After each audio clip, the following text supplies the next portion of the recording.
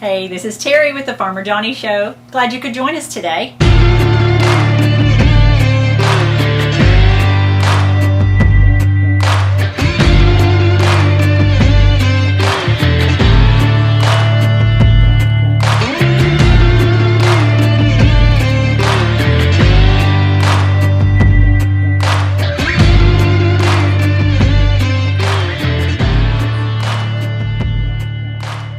I'm going to show you how I roast our turkey for Thanksgiving.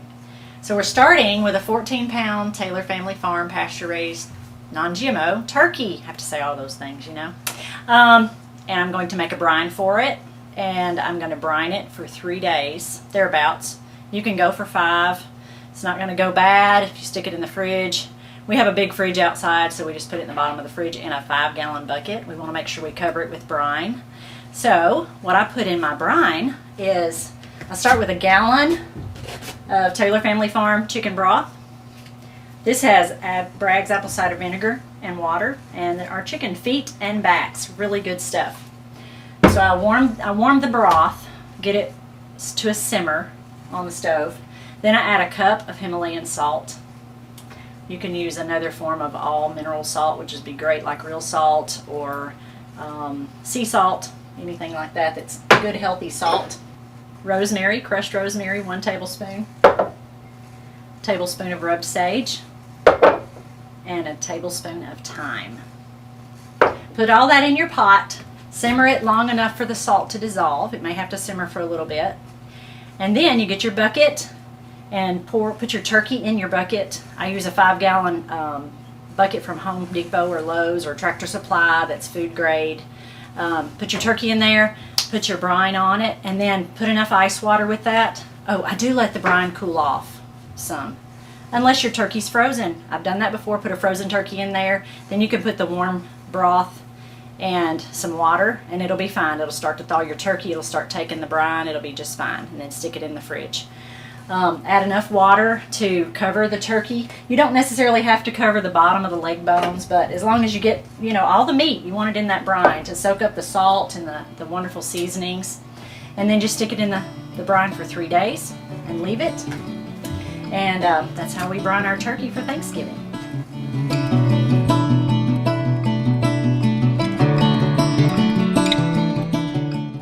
Hey everybody, we've had our turkey in the brine for 3 days. We're ready to pull it out, pat dry it off, put a little extra seasoning on it, and pop it in the oven. I'm going to open my bucket.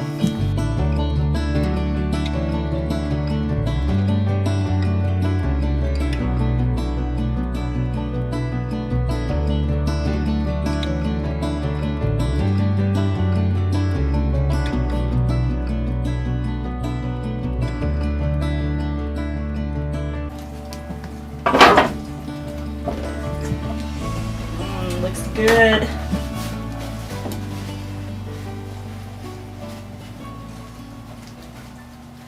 It needs to cook, depending on the size of your turkey, 15 minutes per pound. We have a 14-pound turkey here, which is about 3.5 hours. So you stick your thermometer in, and it reads 160 in the hip joint or down in the center of the breast. I like to check the hip joint just to make sure. Alright, that looks good. Now, I'm going to take some of my homemade butter. You can use organic store-bought. Of course, any butter is good. This just makes the skin have a nice brown, wonderful flavor. And then I'm going to put some garlic powder. If I can get that butter to stick.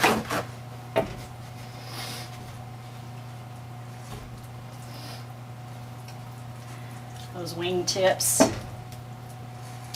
A little bit into the cooking, I'm going to cover these legs with aluminum foil so they don't get too brown, just the bottoms of the legs.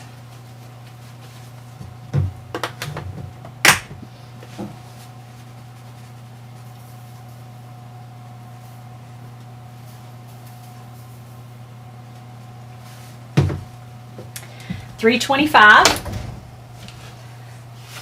Temperature of the oven's preheated too. And it's going to start smelling really good here shortly. And we'll check back in a bit and see what she looks like.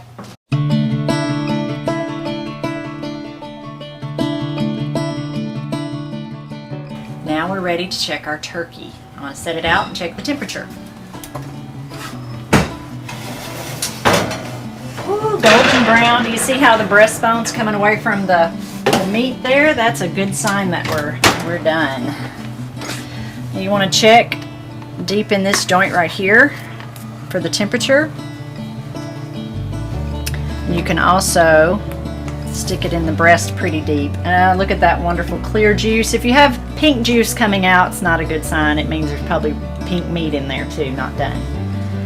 Now, before we carve it, we want to let it sit around 20 minutes to let the juices settle and settle into the meat, so you don't let it all out when you cut that skin open. And then we have a beautiful pastured turkey for your Thanksgiving dinner.